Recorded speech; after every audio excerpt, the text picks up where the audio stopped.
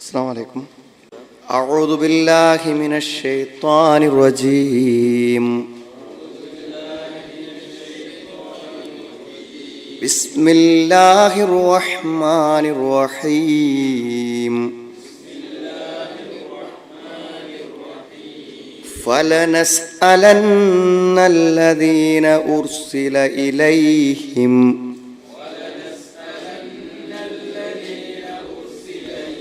فلنسألن الذين أرسل إليهم ولنسألن المرسلين.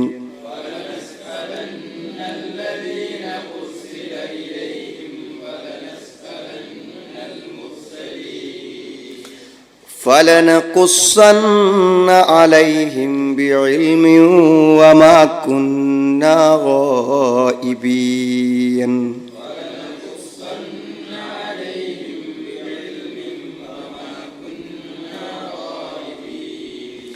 فلنقصن عليهم بعلم وما كنا غائبين.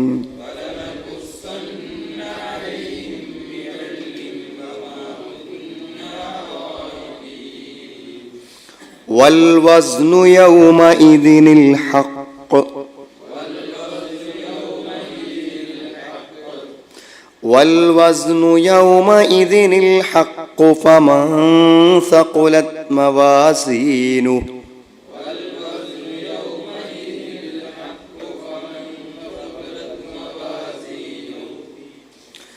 والوزن يومئذ الحق فمن ثقلت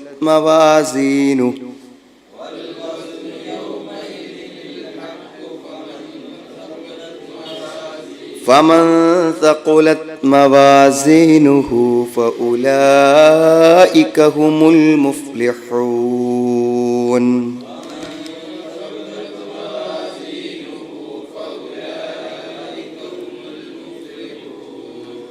ومن خفت موازينه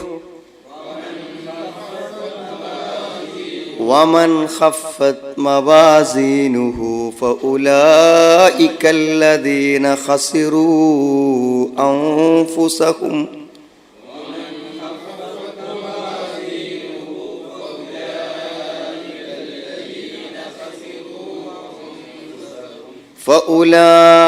الذين خسروا أنفسهم بما كانوا بآياتنا يظلمون.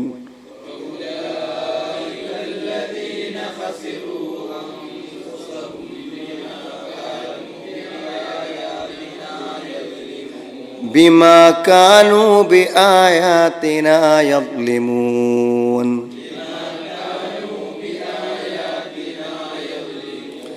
ولقد مكناكم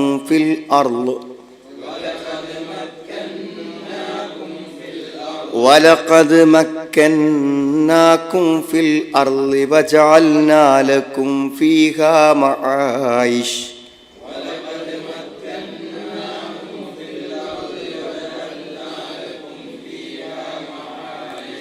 قليلا ما تشكرون. നമ്മുടെ ചില ഉത്ബോധനങ്ങളാണ് 6-ാമത്തെ ആയത്ത് മുതൽ അള്ളാഹു നമുക്ക് വിശദീകരിച്ച് തരുന്നത്. അതിൽ വളരെ പ്രധാനപ്പെട്ട ഒരു കാര്യം എന്ന് പറഞ്ഞാൽ മനുഷ്യൻ്റെ എല്ലാ പ്രവർത്തനങ്ങൾക്കും വളരെ കൃത്യവും വ്യക്തവുമായിട്ടുള്ള ഒരു വിചാരണ, ഒരു തൂക്കി നോക്കൽ നാളെ പരലോകത്ത് ഉണ്ട് എന്നതാണ്. അതുകൊണ്ട് തന്നെ നമ്മുടെ എല്ലാവരുടെയും പ്രവർത്തനങ്ങളിൽ ഓരോരുത്തരിലും വ്യത്യസ്തതകളുണ്ട്. നമ്മുടെ വിശ്വാസത്തിലും പ്രവർത്തനങ്ങളിലും കാഴ്ചപ്പാടുകളിലും സ്വഭാവത്തിലും ആരാധനകളിലും ഒക്കെ ഈ വ്യത്യാസം, നേറിയ വ്യത്യാസം പോലും വളരെ വ്യക്തമായി അളന്ന് തിട്ടപ്പെടുത്താൻ പറ്റുന്ന ഒരു തുലാസ്, മീസാൻ, മവാസീൻ അള്ളാഹു നാളെ പരലോകത്ത് നിശ്ചയിച്ചിട്ടുണ്ട് എന്നതാണ്. പൊതുവെ എന്താണെന്ന് വിചാരിച്ചാൽ നമ്മൾ മനസ്സിലാക്കിയ ഒരു കാര്യം തന്നെയാണ്, നാളെ ഈ മരണാനന്തര ജീവിതവുമായി ബന്ധപ്പെട്ട ബർസഖാവട്ടെ അല്ലെങ്കിൽ പരലോകത്തെ കാര്യങ്ങളാകട്ടെ, അതൊന്നും നമ്മുടെ ജീവിതത്തിൽ നാം ഈ ഭൗതികമായ ജീവിതത്തിൽ നമ്മൾക്ക് പരിചയിച്ച നമ്മുടെ പരിചയങ്ങളോടോ നമ്മുടെ അറിവുകളോടോ നമ്മുടെ ശാസ്ത്രബോധത്തോടോ യുക്തിബോധത്തോടോ ഒന്നും നമ്മൾ താരതമ്യം ചെയ്യും ബന്ധപ്പെടുത്തിയും മനസ്സിലാക്കാൻ ശ്രമിച്ചാൽ ബർസഖിലെയും പരലോകത്തെയും കാര്യങ്ങൾ നമുക്ക് അങ്ങനെ മനസ്സിലാവൂല. അതുകൊണ്ട് തന്നെ ഇത് അള്ളാഹുവിൻ്റെ മറ്റൊരു സംവിധാനമാണ്. അത് അള്ളാഹു വിശുദ്ധ ഖുർആനിൽ പറഞ്ഞതാണ്. അതുകൊണ്ട് അതൊക്കെ അങ്ങനെ തന്നെ സംഭവിക്കും, അങ്ങനെ തന്നെ ഉണ്ടാവും, അള്ളാഹു റസൂലും പറഞ്ഞ പോലെ തന്നെ ആയിരിക്കും എന്ന് വിശ്വസിക്കാൻ കഴിയുന്ന ഒരാൾക്ക് മാത്രമേ പരലോകത്തിൽ സംശയരഹിതമായി വിശ്വസിക്കാൻ പറ്റുള്ളൂ. അതിന് ഏറ്റവും വലിയ തെളിവാണ് ഈ മീസാൻ എന്ന് പറയുന്നത്. നമ്മുടെ ഇസ്ലാമിക പരലോകത്തിൻ്റെ വിശ്വാസ കാര്യങ്ങളിൽ അഖീദയുടെ പണ്ഡിതന്മാർ അതിനെ വിശദീകരിച്ച് മനസ്സിലാക്കി തരുമ്പോൾ നമ്മുടെ ബർസഖിൽ ഖബറിലുള്ള ശിക്ഷ, അതേപോലെ തന്നെ മീസാന്, അതേപോലെ തന്നെ സിറാത്ത്, നമ്മൾ നാളെ പരലോകത്ത് പോകുന്ന സിറാത്ത്, അതേപോലെ സ്വർഗം, നരകം, വിചാരണ, മഹ്ശറ, ഇങ്ങനെ കുറേ സംഗതികളുണ്ട്. അതൊക്കെ ഇപ്പോൾ നമ്മൾ നമ്മുടെ യുക്തിക്കനുസരിച്ച് ചിന്തിച്ചാൽ നമുക്കതിനൊന്നും അംഗീകരിക്കാനും വിശ്വസിക്കാനും പറ്റൂല. നമ്മുടെ യുക്തി എന്തുള്ളൂ? ഖുർആൻ നമ്മുടെ യുക്തി ഉപയോഗിച്ചിട്ട് അള്ളാഹുവിൻ്റെ കലാമാണ് എന്ന് നമുക്ക് ബോധ്യപ്പെട്ടിട്ടുണ്ട്. അതുകൊണ്ട് സ്വാഭാവികമായും ഖുർആനിൽ എന്ത് പറഞ്ഞാലും ഉണ്ടാവും. അതിൻ്റെ അപ്പുറത്തേക്ക് പിന്നെ ഒരു ചിന്തല്ല. നബി സ്വല്ലല്ലാഹു അലൈഹി വസല്ലമയിൽ നിന്ന് സഹിഹായി വന്നിട്ടുള്ളൊരു ഹദീസ് റസൂലുള്ള പറഞ്ഞതാണെന്ന് നമുക്ക് ഉറപ്പുണ്ടെങ്കിൽ പിന്നെ പറഞ്ഞത് എന്തോ ആവട്ടെ അത് സ്വീകരിക്കുന്നിടത്ത് നമുക്ക് വിഷമം ഉണ്ടാവില്ല. അങ്ങനെയാണെങ്കിൽ മാത്രമേ നമുക്ക് എന്ത് ചെയ്യാൻ പറ്റുള്ളൂ? ഒരു ശരിയായ വിശ്വാസിയാവാൻ പറ്റുള്ളൂ. കാരണം പരലോകത്തിൻ്റെ വിശ്വാസത്തെക്കുറിച്ച് പറയുമ്പോഴൊക്കെ ഖുർആൻ ഉപയോഗിക്കുന്ന ചില പ്രയോഗങ്ങളുണ്ട് വിശ്വാസത്തെക്കുറിച്ച്. ഒന്ന് യുസല്ലിമു തസ്ലീമാന്നാണ്. തസ്ലീമ് വേണം. തസ്ലീമ് വേണമെന്ന് പറഞ്ഞാൽ അള്ളാഹുവും റസൂലും എന്ത് പറഞ്ഞു അതിനെ മനസ്സാൽ എന്ത് ചെയ്യണം? നമ്മൾ ഉൾക്കൊള്ളണം, അതിന് നമ്മൾ കീഴ്പ്പെടണം. അതാണ് തസ്ലീം എന്ന് പറഞ്ഞാൽ. മറ്റൊരു സ്ഥലത്ത് അള്ളാഹു പറഞ്ഞത് വബിൽ ആഖിറത്തി ഹും യൂഖിനൂൻ. പരലോകത്തിൽ അവർ വിശ്വസിക്കുന്നു എന്നല്ല. യൂഖിനൂ എന്ന് പറഞ്ഞാൽ എന്താണ്? ദൃഢമായി വിശ്വസിക്കുന്നു എന്നാണ്. പരലോകത്തെക്കുറിച്ച് പറഞ്ഞ ഒരു കാര്യത്തിലും ഒരു ശങ്കയില്ലാതെ വിശ്വസിക്കുന്നു എന്നാണ്. മറ്റൊരു സ്ഥലത്ത് ഖുർആൻ പറയുന്നത് സുമ്മലം യർത്താബു എന്നാണ്. തുമ്മലം യർത്താബു, അവരതിലൊരു സംശയവും രേഖപ്പെടുത്തുന്നില്ല എന്നാണ്. അങ്ങനെ വിശ്വസിക്കാൻ കഴിയൽ തന്നെയാണ് നമ്മുടെ ഏറ്റവും പ്രധാനപ്പെട്ട കാര്യം. അപ്പോൾ ഇവിടെ ഇപ്പോൾ നിങ്ങൾക്കറിയാം, ഈ 8-ാമത്തെ ആയത്തിൽ മീസാനിനെ കുറിച്ചാണ് പറയുന്നത്. അൽ വസ്നു യൗമ ഇതിനിൽ ഹക്ക്, അതായത് കർമ്മങ്ങൾ തൂക്കൽ. അങ്ങനെ തൂക്കലുണ്ട്. നമ്മുടെ ജീവിതത്തിൽ മൊത്തം ചെയ്ത നന്മ തിന്മകളെ തൂക്കും. ആ തൂക്കുന്നതിന് കെഫത്തുണ്ട്. കെഫത്ത് പറഞ്ഞാൽ നമ്മൾ തട്ട് എന്ന് പറയും. തുലാസിൻ്റെ തട്ട് നമ്മൾ പറയില്ല. അപ്പം തട്ട് എങ്ങനെയൊന്നും നമുക്കറിയില്ല. അള്ളാഹും റസൂലും പറഞ്ഞതുപോലെ നമ്മൾ എന്ത് ചെയ്യുക? അംഗീകരിക്കുക എന്ന് മാത്രം. ഏതായിരുന്നാലും അത് കനം തൂങ്ങുക, കനം കുറയുക, തൂക്കുക, ഇതൊക്കെ നാളെ പരലോകത്തുള്ളത് ഹക്കാണ്. വൽ വസ്നു യൗമ ഇതിനിൽ ഹക്ക്. തൂക്കി നോക്കുക എന്നുള്ളത് എന്താണ്? യഥാർത്ഥമായും ഉള്ളതു തന്നെയാണ്. അത് സംഭവിക്കുന്ന സംഗതി തന്നെയാണ്. അപ്പോൾ എങ്ങനെയാണ് ഇപ്പോൾ ഒരാൾ നന്മ തൂക്കുക? ഓരോരുത്തരുടെ നിസ്കാരത്തിനും 10-ൽ 10 കിട്ടിയവരുണ്ട്, 10-ൽ 9 കിട്ടിയവരുണ്ട്, 10-ൽ 8 കിട്ടിയവരുണ്ട്, 10-ൽ 3 കിട്ടിയവരുണ്ട്. നിസ്കരിക്കണ പോലെ കാര്യമാണ്. നമ്മൾ ചെയ്യുന്ന എന്ത് പ്രവർത്തനങ്ങൾക്കും അതിൻ്റെ വ്യത്യാസം. ചിലപ്പോൾ 10 ലക്ഷം ഒരാൾ ഒരു പദ്ധതി കൊടുത്തിട്ടും അതേ പദ്ധതി കൊടുത്താൽ 10 റുപ്യ എടുത്തിട്ടുണ്ടാവും. ആ 10 റുപ്യക്കാരൻ തുലാസിൽ എന്താവുക? ഈ 10 ലക്ഷത്തെക്കാളും തൂങ്ങുക. അപ്പോൾ ആ തൂക്കുന്നൊരു സിസ്റ്റങ്ങൾ ആലോചിച്ച് നോക്കുകയാണെങ്കിൽ എന്താണ്? മനസ്സിൻ്റെ ആത്മാർത്ഥത, അയാളത് ചെയ്ത സമയത്തുള്ള സാഹചര്യം, അയാളുടെ ചുറ്റുപാട്, അയാളുടെ ആവശ്യകത ഒക്കെ പരിഗണിച്ചിട്ടല്ലേ തൂക്കൽ. അപ്പോൾ എന്ന് വെച്ചാൽ അമാനു മൗലവി ഇതിന് കുറച്ച് സമയം, കുറച്ച് വരികൾ തന്നെ കളഞ്ഞിട്ടുണ്ട്. കാരണം എന്താ വെച്ചാൽ ഈ ചില ആളുകൾ മീസാൻ എന്ന് പറഞ്ഞാൽ, അവർ ചില ആളുകൾ പറഞ്ഞത് എന്താണെന്ന് വിചാരിച്ചാൽ, മീസാൻ എന്ന് പറഞ്ഞാൽ ഈ പറഞ്ഞമാരിലെ തുലാസും ഒന്നുമല്ല, ഈ മലക്കുകൾ മൊത്തം എഴുതുന്ന ഏടുണ്ടാവുമല്ലോ, ആ ഏട് ഒന്നായിട്ടൊന്ന് തൂക്കും. ഏടലേ തൂക്കാൻ പറ്റുള്ളൂ. കർമ്മം എങ്ങനെ തൂക്കുകയാണ്? അവരെ വിശ്വസിക്കാത്തവരുടെ ചോദ്യമാണ്, കർമ്മം എങ്ങനെ തൂക്കുക? അതുകൊണ്ട് എന്ത് ചെയ്യും? എഴുതിയ ഏടുണ്ടാവുമല്ലോ, ആ ഏടൊന്നായിട്ട് തൂക്കായിരിക്കും എന്ന് ചില ആളുകൾ പറഞ്ഞിട്ടുണ്ട്. അതേപോലെ തന്നെ മറ്റു ചില ആളുകൾ പറഞ്ഞതെന്ന് വെച്ചാൽ തുലാസ് എന്ന് പറഞ്ഞാൽ അള്ളാഹുവിൻ്റെ നീതിയാണ്. തൂക്കുക എന്ന് പറഞ്ഞാൽ ആ നീതി നടപ്പിലാക്കുക എന്നാണ് അതിൻ്റെ അർത്ഥം. നിനക്കെന്ന് പറഞ്ഞിക്കുക അള്ളാഹു കർമ്മങ്ങളെ തൂക്കും എന്ന് പറഞ്ഞത് അങ്ങനെ തന്നെ വിശ്വസിക്കാനുള്ള ഒരു മനസ്സ് എന്താപ്പത്ത് അമാനുമൗലി പറയുന്നുണ്ട്, ഇന്നത്തെ കാലത്ത് ഈ തൂക്കത്തിനെ കുറിച്ച് പറയുന്നതിൽ വിശ്വസിക്കാതിരിക്കാൻ എന്ത്, കാറ്റിൻ്റെ ഗതിവിഗതികൾ, വൈദ്യുതി, പിന്നെ യന്ത്രങ്ങളുടെ പ്രവർത്തന ശക്തി, ഇന്ധനത്തിൻ്റെ ഊർജം, എന്തപ്പം അളക്കാത്ത സാധനം എന്താ ഉള്ളത്? ഇന്ന് അളക്കാത്ത സാധനം എന്താ ഉള്ളത്? വളരെ കൃത്യതയോടുകൂടെ എല്ലാം അളക്കാൻ ഇന്ന് എന്ത് ചെയ്തു? പുതിയ തുലാസുകൾ വികസിപ്പിച്ചെടുത്തു.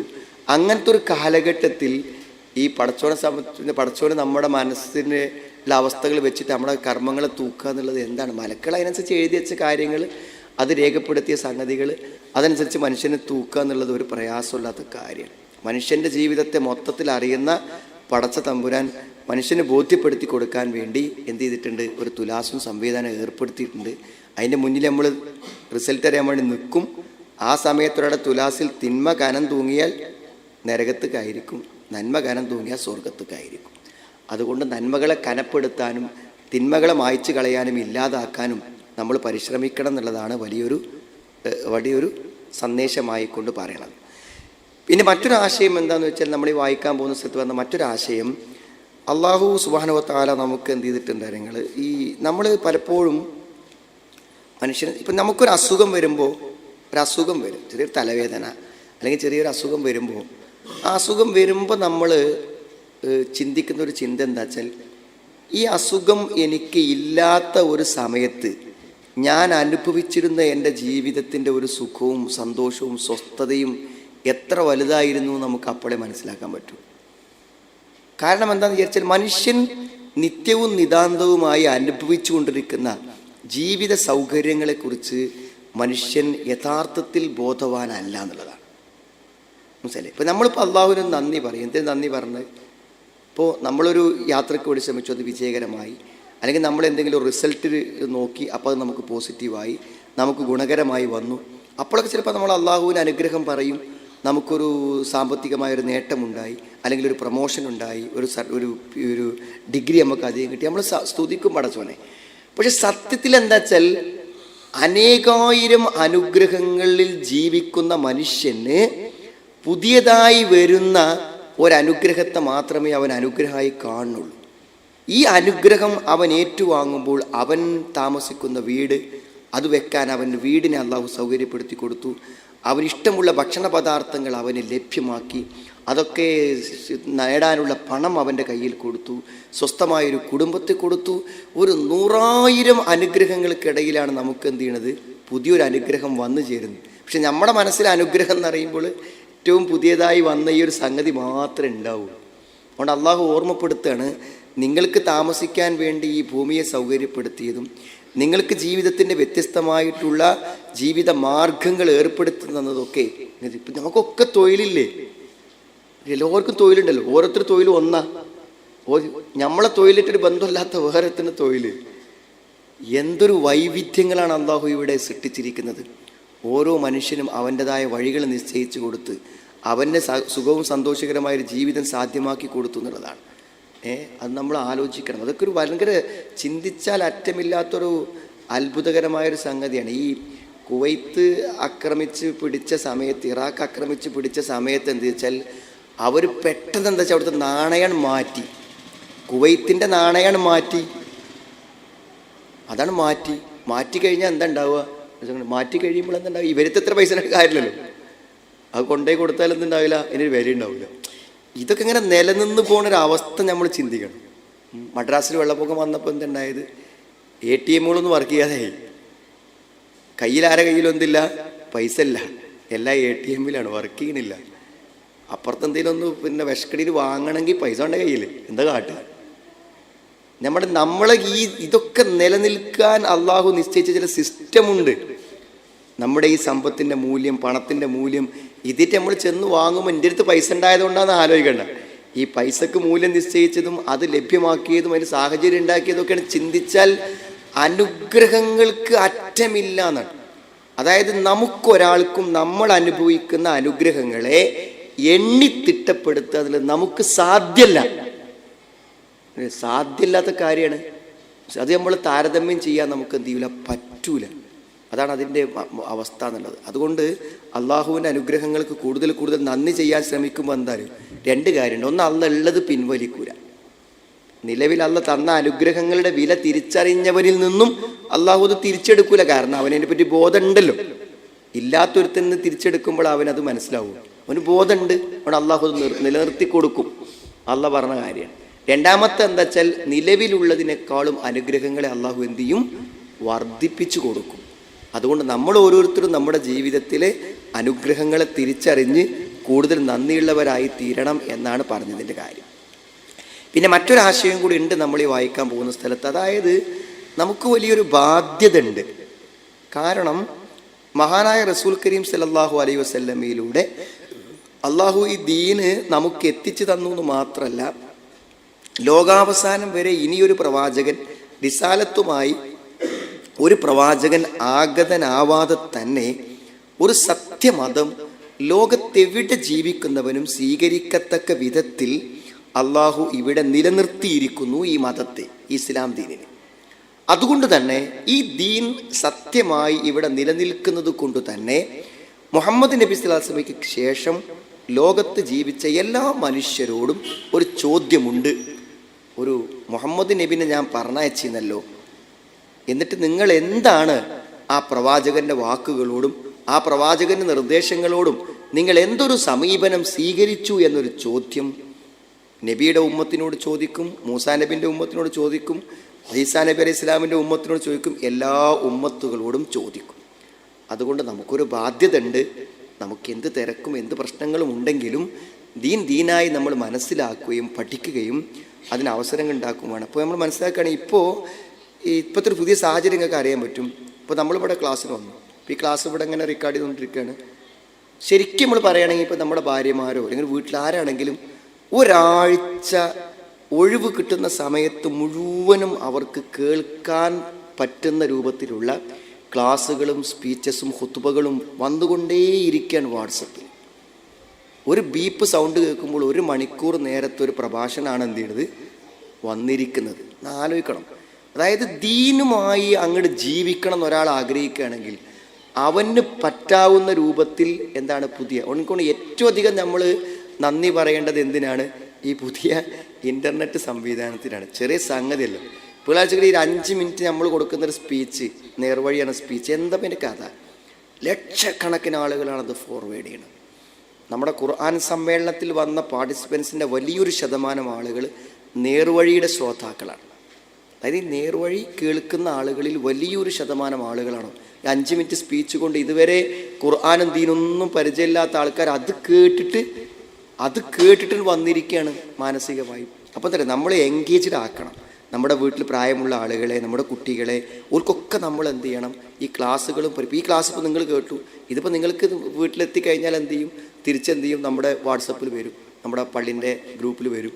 നമ്മളത് കേൾക്കുക, അത് പഠിച്ചുകൊണ്ടിരിക്കുക. അപ്പം ഇന്ന് നമ്മുടെ വാട്ടർ മുഹമ്മദ് സാഹിബ് ഇന്ന് മരണപ്പെട്ടു. നമുക്കറിയാം അദ്ദേഹത്തിൻ്റെ ഈ അവസാന നമ്മുടെ ഈ നാട്ടിൽ അദ്ദേഹം താമസമായതിനു ശേഷം എല്ലാ ജുമാക്കും നമ്മുടെ പള്ളിയിൽ സ്ഥിരമായി വരുന്ന ആളാണ്. വരിക എന്ന് മാത്രമല്ല, ആ ഖുതുബയിൽ പറയുന്ന കാര്യങ്ങൾ അതുപോലെ തന്നെ എഴുതിയെടുത്തതിൻ്റെ പോയിന്റുകൾ എഴുതിയെടുത്തിട്ട് അദ്ദേഹത്തിൻ്റെ ഫാമിലിയിൽപ്പെട്ട മറ്റാളുകളോട് എന്ത് ചെയ്യും? അത് ഡിസ്കസ് ചെയ്യും, അത് പറഞ്ഞു കൊടുക്കും. എന്ത് ചെയ്യും? ഏത് സമയത്തും ആ വാട്സപ്പിലെ പ്രസംഗം പരിപാടികൾ കേൾക്കുക. മാത്രമല്ല അതിനനുസരിച്ച് മനസ്സിലാക്കിയതിനനുസരിച്ച് തൻ്റെ വീട്ടിലും കുടുംബത്തിലൊക്കെ അദ്ദേഹം മാറ്റങ്ങൾക്ക് ശ്രമിച്ചു നമ്മൾ മനസ്സിലാവണം. അതൊരു വലിയ ഭാഗ്യമാണ്. കാരണം എന്താ വെച്ചാൽ അങ്ങനത്തെ ഒരു ജീവിത സമയത്ത് നമുക്ക് എന്താ വെച്ചാൽ ഒരു എൻഗേജ്മെൻറ്റ്, അതായത് ദീനിൻ്റെ കാര്യങ്ങൾ പ്രധാനമായി കണ്ട് അത് പഠിക്കാനും അത് കേൾക്കാനും ഒക്കെ ഉള്ള ഒരു മനസ്സ് കിട്ടുക എന്ന് പറഞ്ഞ വലിയ ഭാഗ്യമാണ്. അദ്ദേഹം ഈ സമയത്ത് ഇപ്പം ഖബറിലാണുള്ളത്. അള്ളാഹു അദ്ദേഹത്തിൻ്റെ ഖബറുകളെ വിശാലമാക്കി കൊടുക്കുമാറാവട്ടെ, അതിൻ്റെ പാപങ്ങൾ അള്ളാഹു പുറത്തു കൊടുക്കുമാറാവട്ടെ. സ്വർഗത്തിൽ അദ്ദേഹത്തെയും നമ്മയും അള്ളാഹു ഒരുമിച്ച് കൂട്ടട്ടെ. അപ്പോൾ നമ്മൾ ഈ അള്ളാഹുവിൻ്റെ ദീൻ ഇവിടെ ഇങ്ങനെ നടക്കുകയാണ്. അപ്പോൾ നമ്മളിത് ചോദിക്കും, ഇത് കേട്ടോ പഠിച്ചോ, ചോദ്യം ഉണ്ടാവുന്നതാണ്. ഫലനസ്അലന്നല്ലദീന ഉർസില ഇലൈഹിം ഫലനസ്അലന്ന, എന്നാൽ നാം ചോദിക്കുക തന്നെ ചെയ്യും. അല്ലദീന ഉർസില ഇലൈഹിം, ആരിലേക്കാണോ പ്രവാചകന്മാർ അയക്കപ്പെട്ടത് അവരോട് നാം ചോദിക്കുക തന്നെ ചെയ്യുന്ന. ആരിലേക്കാണോ പ്രവാചകന്മാർ അയക്കപ്പെട്ടത് അവരോട് നമ്മൾ ചോദിക്കുന്ന പറഞ്ഞാൽ, ഒരു പ്രവാചകൻ വന്നിട്ടുണ്ടെങ്കിൽ ആ പ്രവാചകന്റെ ഉമ്മത്തായി വരുന്നവരാരാണോ അവരോട് ആ പ്രവാചകന്റെ റിസാലത്തിനോട്, നിയമങ്ങളോട്, നിർദ്ദേശങ്ങളോട് നിങ്ങൾ എന്ത് നിലപാടാണ് സ്വീകരിച്ചത് എന്ന് അവരോട് ചോദിക്കാതിരിക്കുക. ഇല്ല നസ്അലന്നൽ ഉമമല്ലദീന അർസലല്ലാഹു ഇലൈഹിം അൽ മുർസലീൻ. പ്രവാചകന്മാരെ അള്ളാഹു നിയോഗിച്ച സമുദായങ്ങളോട് അള്ളാഹു ചോദിക്കും. എന്താ ചോദിക്കുക? അമ്മാ അജാബു ബിഹി റുസ്ലഹും. നിങ്ങൾ ആ വന്ന പ്രവാചകന് ഉത്തരം നൽകിയോ? ആ പ്രവാചകൻ പറഞ്ഞതനുസരിച്ച് തന്നെ നിങ്ങൾ ജീവിച്ചുവോ? ആ നിയമങ്ങൾ പഠിക്കാൻ ശ്രമിക്കുവോ? കേൾക്കാൻ ശ്രമിച്ചുവോ? ജീവിതത്തിൽ പകർത്താൻ ശ്രമിച്ചുവോ എന്നൊരു ചോദ്യം നമ്മൾ ചോദിക്കാതിരിക്കൂല എന്നാണ്. ഫലനസ്അലന്നല്ലദീന ഉർസില ഇലൈഹിം വലനസ്അലന്നൽ മുർസലീൻ. അതേപോലെ നമ്മൾ എന്ത് ചെയ്യും? ആ മുർസലുകളോടും നമ്മൾ ചോദിക്കും. എന്താ മുർസലുകളോട് എന്താ ചോദിക്കുക? മുർസലോട് എന്താ ചോദിക്കുക? നിങ്ങളെ ഏൽപ്പിച്ച ദൗത്യം യാതൊരു വീഴ്ചയും കൂടാതെ നിങ്ങൾ ജനങ്ങൾക്ക് എത്തിച്ചു കൊടുത്തോ? അൻ തബ്ലീഗിഹിം റിസാലാത്തി റബ്ബിഹിം വഅമ്മാ അജാബതുഹും ബിഹി ഉമമുഹും. അവിടെ സമുദായങ്ങൾ എങ്ങനെ പ്രതികരിച്ചു, അവർ ആ നിർദ്ദേശിച്ച കാര്യങ്ങളെല്ലാം ജനങ്ങൾക്ക് എത്തിച്ചു കൊടുത്തോ എന്ന് അവരോടും ചോദിക്കും. അപ്പം നബിമാരോട് ചോദിക്കും, നിങ്ങൾ എത്തിച്ചു കൊടുത്തോ?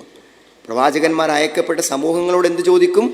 നിങ്ങൾ അത് കേട്ടു പഠിച്ചു ഉൾക്കൊണ്ട് ജീവിച്ചോ എന്നൊരു ചോദ്യം ചോദിക്കും. ഇന്ന് ഇസ്ലാം ജീവിച്ചിരിക്കാത്തത് കൊണ്ട് തന്നെ ഇന്നത്തെ സമൂഹങ്ങളിൽ അത് എത്തിച്ചു കൊടുക്കേണ്ട കടമയും ബാധ്യതയും നമുക്കാണുള്ളത്. അത് എത്തിച്ചു കൊടുത്തിട്ടില്ലെങ്കിൽ അറിഞ്ഞവരോട് ആ ചോദ്യം ചോദിക്കും. പ്രത്യേകിച്ച് വിവരമുള്ള പണ്ഡിതന്മാരുടെ, അവർ പ്രവാചകന്മാരുടെ ദൗത്യം ലോകത്ത് നിർവഹിക്കേണ്ട ആളുകളാണ്. അവിടെ ചോദിക്കും. ഫലനഖുസ്സന്ന അലൈഹിം ബിഇൽമ വമാ കുന്നാ ഗായിബീൻ. ഫലനഖുസ്സന്ന അലൈഹിം, നാം അവർക്ക് വിവരിച്ചു കൊടുക്കുന്നതാണ്. അലൽ ഖൽഖി കുല്ലിഹിം മാ അമിലു. എല്ലാവർക്കും പരലോകത്ത് ചെല്ലുമ്പോൾ നീ ചെയ്തത് എന്താണെന്ന് അള്ളാഹു ഓരോ വ്യക്തിക്കും പറഞ്ഞു കൊടുക്കും. ഓരോ വ്യക്തിക്ക് ബന്ധിയും അള്ളാഹു പറഞ്ഞു കൊടുക്കും. ഫയുനബ്ബിഉക്കും ബിമാ കുന്തും തഅമലൂൻ. നിങ്ങൾ പ്രവർത്തിച്ചതിനെക്കുറിച്ച് നിങ്ങൾക്ക് ചൊല്ലി പറഞ്ഞു തരും. ഓരോ വ്യക്തിക്കും അവൻ്റെ പ്രവർത്തനങ്ങളെക്കുറിച്ച് പറഞ്ഞു കൊടുക്കും. ഫലനഖുസ്സന്ന അലൈഹിം ബിഇൽമിൻ. അറിഞ്ഞുകൊണ്ട് തന്നെ, അതായത് ആര്? അല്ലാഹു സുബ്ഹാനഹു വ തആല നമ്മുടെ മുഴുവൻ പ്രവർത്തനങ്ങളും എന്ത് നമ്മൾ ചെയ്തു എന്ന് വളരെ കൃത്യമായി, നമ്മുടെ രാവും പകലും രഹസ്യവും പരസ്യവും എല്ലാം അറിയുന്ന പടച്ച തമ്പുരാൻ എല്ലാം മനസ്സിലാക്കിക്കൊണ്ടു തന്നെയാണ് നമുക്ക് വിശദീകരിച്ച് പറഞ്ഞു തരാം. നീ ഇന്നത് ചെയ്തില്ലേ, അത് ചെയ്തില്ലേ, നീ ഇന്ന രൂപത്തിലായിരുന്നില്ലേ, ഇന്നതല്ലേ നീ ചെയ്തത് എന്ന് നമ്മളോട് എല്ലാം അറിഞ്ഞുകൊണ്ടു തന്നെ അള്ളാഹു ചോദിക്കും. കാരണം എന്താ? വമാ കുന്നാ ഗായിബീൻ. എന്താണ്? നാം മറഞ്ഞു പോയവരായിരുന്നില്ല. ഒരിക്കലും അള്ളാഹു നമ്മൾ ഇന്ന് ഗായിബാകണില്ല. ഗായിബാകണല്ല, നമ്മൾ അള്ളാഹിനെ കാണാതിരിക്കുക. അള്ളാഹിനെ നമ്മൾ കാണില്ല, പക്ഷെ അള്ളാഹ് നമ്മൾ കാണുന്നുണ്ടല്ലോ. ഒരു മനുഷ്യന്റെ ജീവിതത്തിന്റെ ഒരു സെക്കൻഡ് നിമിഷം പോലും അള്ളാഹു നമ്മുടെ നിരീക്ഷണത്തിൽ നിന്ന് മനുഷ്യൻ മുക്തനാവുന്നില്ല. അള്ളാഹു നമ്മളെ ശ്രദ്ധിക്കാതിരിക്കുന്ന ഒരു സമയമില്ല എന്നർത്ഥം. ആലോചിച്ചോക്കണം നിങ്ങൾ, നമുക്കൊന്ന് ചിന്തിച്ചു നോക്കുക. ഒരു സെക്കൻഡ് നേരം പോലും അള്ളാഹു നമ്മളെ കാണാതിരിക്കുന്നില്ല. ചില പഴച്ചു വിശ്വാസക്കാരൊക്കെ പറഞ്ഞു അള്ളാഹുവിന് മൊത്തത്തിലുള്ള ഒരു അറിവുള്ളൂ. അള്ളാഹുവിന് മൊത്തത്തിലുള്ള അറിവല്ല. അള്ളാഹ് ഒരു സെക്കൻഡിൽ, ഇപ്പം നിങ്ങൾ നോക്ക്, നമ്മളിപ്പോൾ ശരിക്കും ഒരു സൂക്ഷ്മതയോടുകൂടെ ജീവിക്കുന്ന ഒരു ജീവിത സന്ദർഭത്തിൽ നമ്മുടെ ജീവിത കാര്യങ്ങളെല്ലാം നമുക്ക് എളുപ്പമായി കിട്ടുന്നില്ലേ? ഉള്ളൊരു അറിവൊന്നല്ല. അള്ളാഹു ഓരോ നിമിഷവും, അതാണ് ഞാൻ പറഞ്ഞത്, നമ്മളൊരു ജീവിതത്തിൽ നല്ലൊരു സൂക്ഷ്മതയും തക്കവയൊക്കെ കാണിക്കുമ്പോൾ നമ്മുടെ കാര്യങ്ങളൊക്കെ അള്ളാഹു നമുക്ക് എളുപ്പമാക്കി തരില്ല. അത് അള്ളാഹ് അറിയണോണ്ടല്ലേ. നമ്മുടെ കാര്യങ്ങളൊക്കെ അള്ളാഹു, നമ്മളിൽ എന്തെങ്കിലും തകരാറുകളൊക്കെ വരുമ്പോൾ നമുക്ക് അതിനനുസരിച്ചുള്ള പ്രതിസന്ധികൾ വന്നുകൊണ്ടിരിക്കും. ഒക്കത്തിനും അള്ളാഹ് ഇടപെട്ടുകൊണ്ടിരിക്കുകയല്ലേ ഓരോ സെക്കൻഡിലും. നമ്മൾ ആത്മാർത്ഥമായി ഒന്ന് പ്രാർത്ഥിച്ചു കഴിഞ്ഞാൽ നമുക്ക് എന്ത് ചെയ്യുന്നു? അതിന് ഉത്തരം കിട്ടുന്നു. നമ്മുടെ ജീവിതത്തിൻ്റെ ഏത് നിമിഷങ്ങളിലാണ് ഒരു പ്രാർത്ഥന ചൊല്ലാൻ മറന്നാൽ അതിൻ്റെ പ്രയാസം, നമ്മൾ ഒരു പ്രാർത്ഥന ചൊല്ലിയാൽ അതിൻ്റെ സൗകര്യങ്ങൾ നമുക്ക് കിട്ടുന്നു. അള്ളാഹുമ്മ ഇന്നി അഊദു ബികലിമാത്തില്ലാഹി താമ്മാത്തി മിൻ ശർരി മാ ഖലഖ് എന്നൊരാൾ പറഞ്ഞാൽ അയാൾക്ക് ആ വഴിയിൽ നിന്ന് എന്തെങ്കിലും വിഷജന്തുക്കളോ ഉപദ്രവങ്ങളോ ഒന്നും ഏൽക്കൂല എന്ന് പറയുന്നു. അപ്പോൾ ആ ജീവികളെ അപ്പം നിയന്ത്രിക്കുന്നത് ആരാ? നമ്മളിത് ചൊല്ലുമ്പോൾ നമ്മളിന്നും അതിനെ തടയണമെന്ന് തീരുമാനിക്കുന്നത് ആരാ? ഓരോ സെക്കൻഡിലും നമ്മൾ ചോദിക്കണത്. പിന്നെ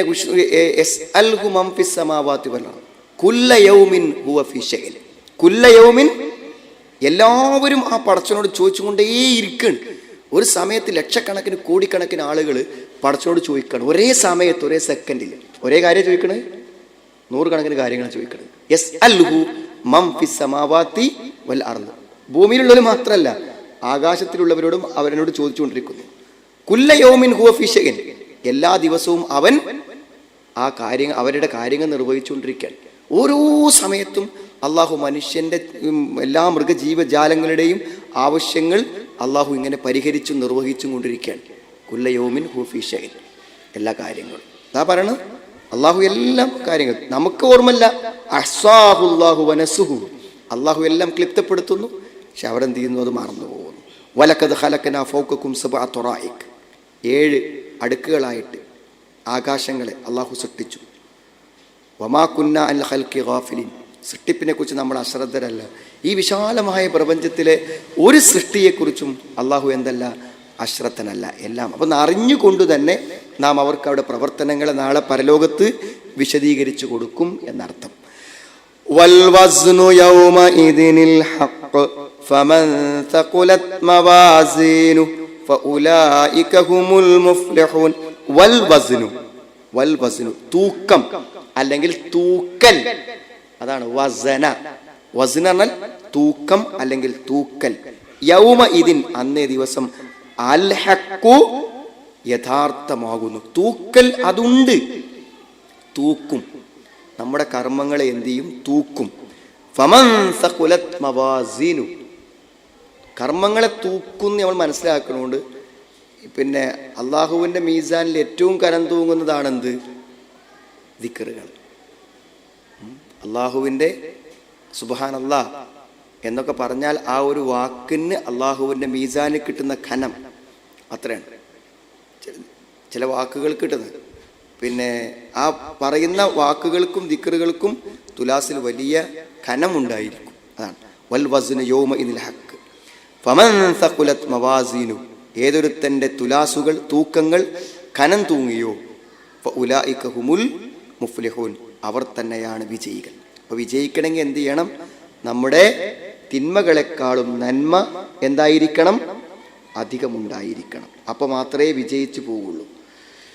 അതായത് അൽ വസ്നു യൗമൽ ഖിയാമത്തി യകൂനു ബിൽ അദ്ലി വൽ ഖിസ്ത്, നീതിയോടുകൂടെ ആയിരിക്കും നാളെ പരലോകത്തെ തൂക്കി നോക്കൽ.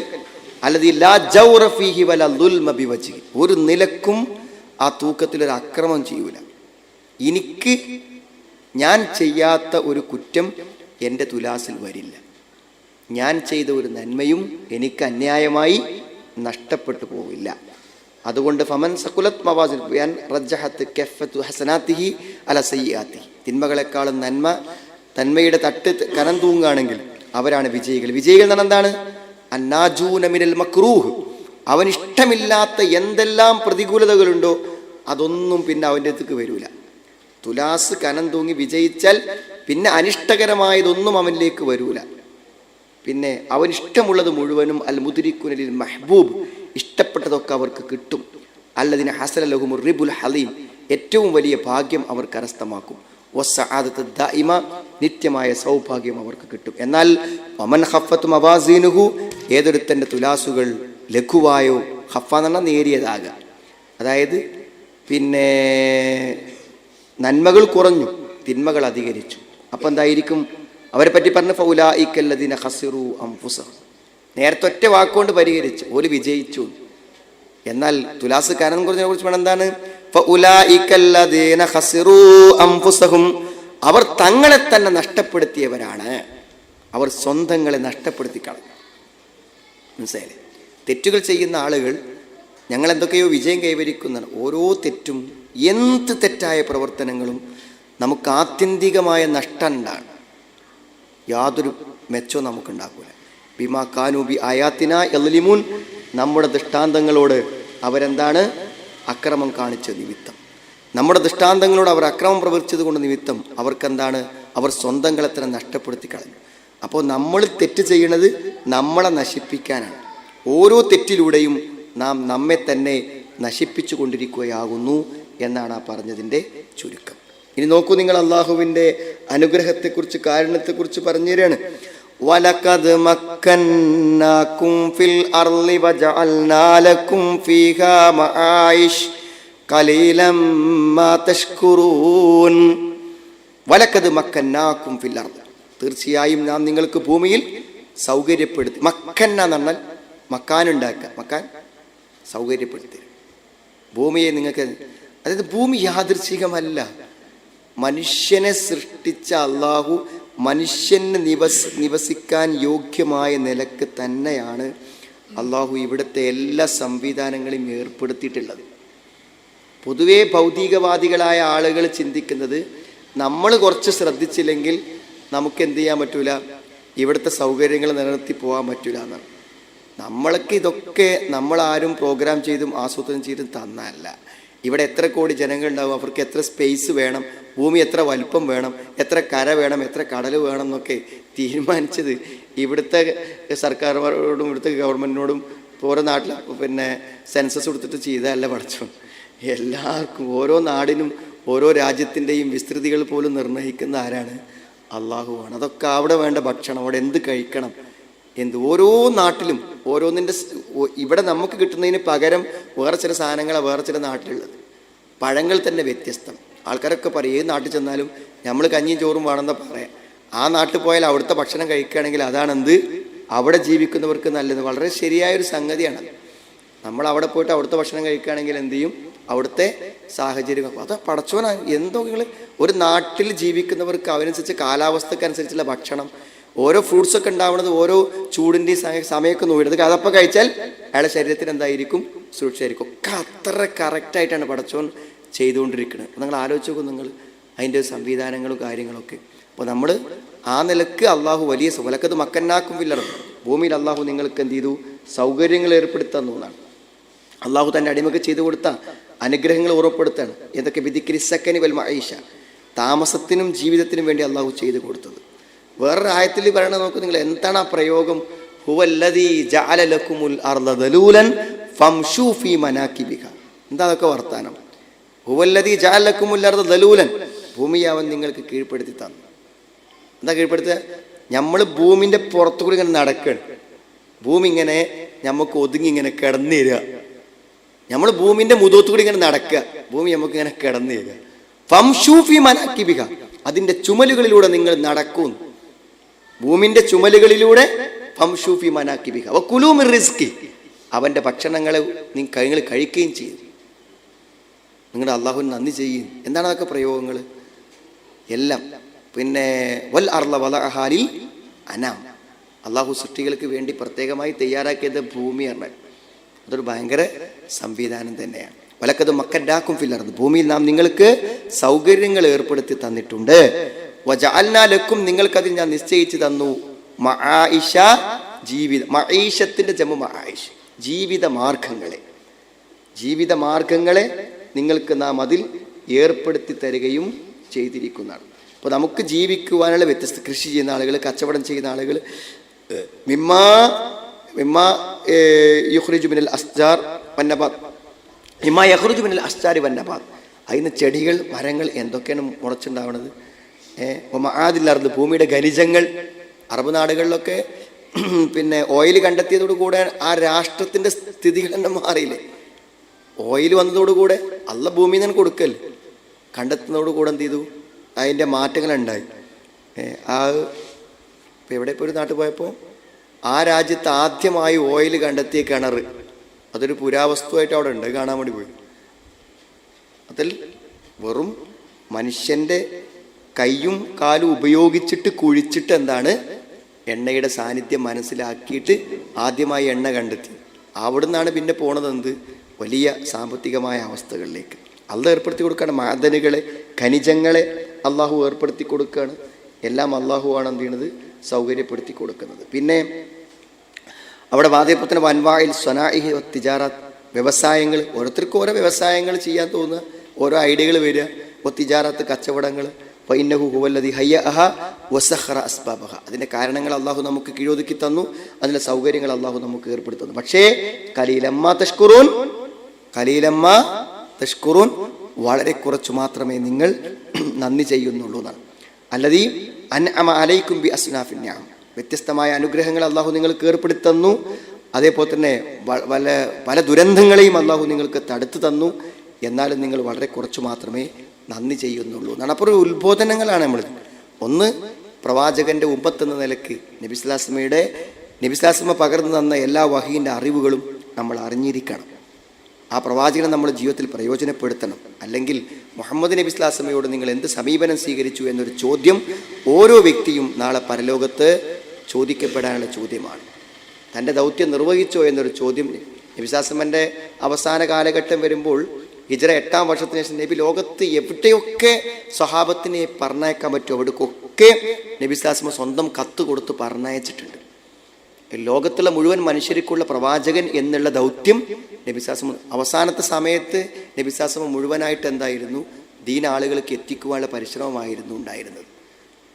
അത് ആളുകൾക്കൊരു സംശയം ഉണ്ടെന്ന്, ആൾക്കാർ നമ്മളെ കണ്ട് ദീൻ സ്വീകരിക്കാൻ വേണ്ടത്. കണ്ട് ദീൻ സ്വീകരിക്കൽ എങ്ങനെ? ഞാൻ എത്ര നന്നായി പെരുമാറിയാലും ആൾക്കാർക്ക് അതിൻ്റെ മനസ്സിൽ ചെറിയ ഈമാൻ കൊണ്ടാണ് എനിക്ക് അങ്ങനത്തെ ഒരു മാറ്റം ഉണ്ടായതെന്ന് എങ്ങനെ മനസ്സിലാവുക? നമ്മൾ പറയുമ്പോഴേ മനസ്സിലാവുള്ളൂ. അപ്പോൾ അത് ആൾക്കാർ അന്യ രാജ്യത്തും ലോകത്തൊക്കെ ജീവിക്കുന്ന ആളുകൾക്കൊക്കെ നമ്മൾ ഇസ്ലാം വിശുദ്ധ ഖുർആൻ എന്നുള്ള ഒരു ഗ്രന്ഥമായിട്ടാണ് അള്ളാഹു ഇറക്കിയത്. ആ ഗ്രന്ഥത്തിൻ്റെ ഒരായത്തോ ഒരു ഹദീസോ ആളുകൾക്ക് എത്തിച്ചു കൊടുക്കുമ്പോൾ തന്നെയാണ് മാറ്റങ്ങൾ ഉണ്ടാകുക. നമ്മൾ പരിശ്രമിക്കേണ്ടതുണ്ട് എന്നർത്ഥം. നോക്കാം. അഊദു ബില്ലാഹി മിനശ് ശൈത്വാനിർ റജീം. ബിസ്മില്ലാഹിർ റഹ്മാനിർ റഹീം. ഫലനസ്അലന്നല്ലദീന ഉർസില ഇലൈഹിം വലനസ്അലന്നൽ മുർസലീൻ.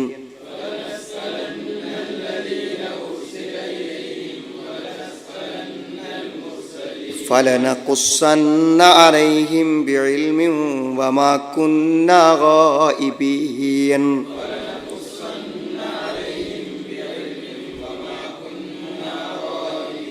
والوزن يومئذ الحق فمن ثقلت موازينه فأولئك هم المفلحون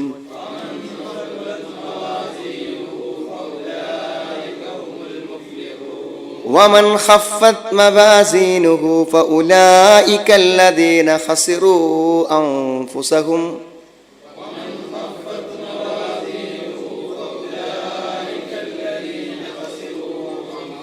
فأولئك الذين خسروا أنفسهم بما كانوا بآياتنا يظلمون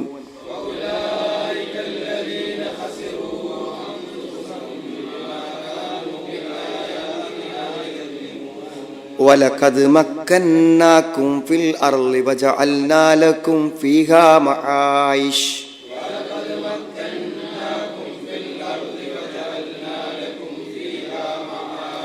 قليلا ما تشكرون